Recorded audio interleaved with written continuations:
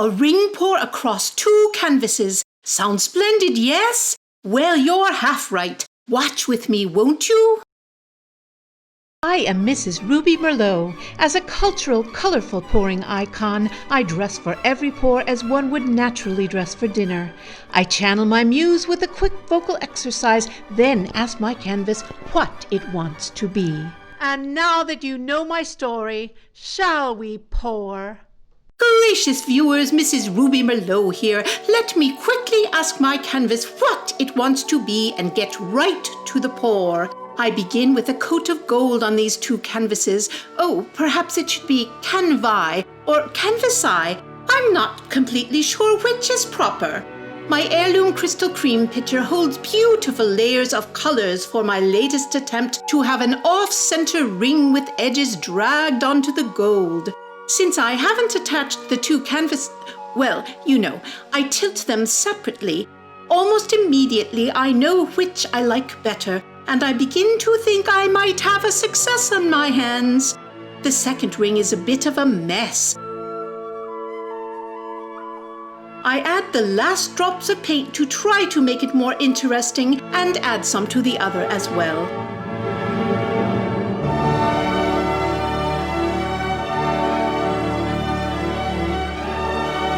After some half-hearted tilting, I cast aside the renegade pour and focus on the more promising.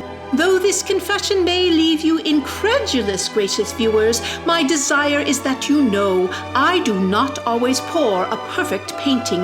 Yes, it's true. Even I, Mrs. Ruby Merlot, have an off day upon occasion.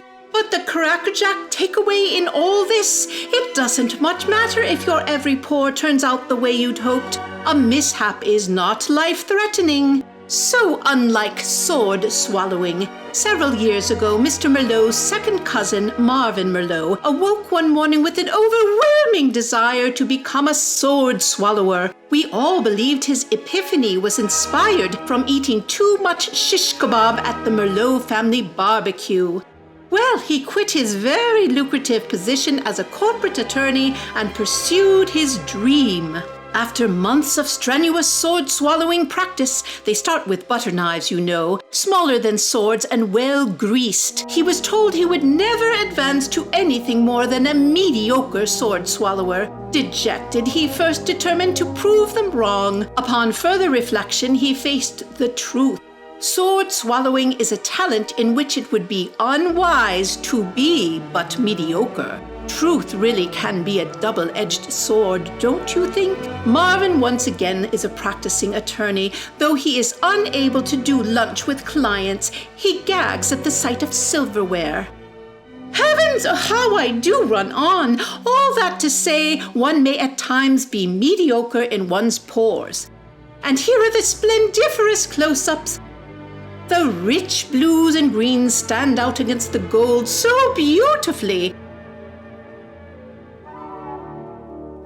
I used something my cook calls a basting brush to draw the edges onto the gold.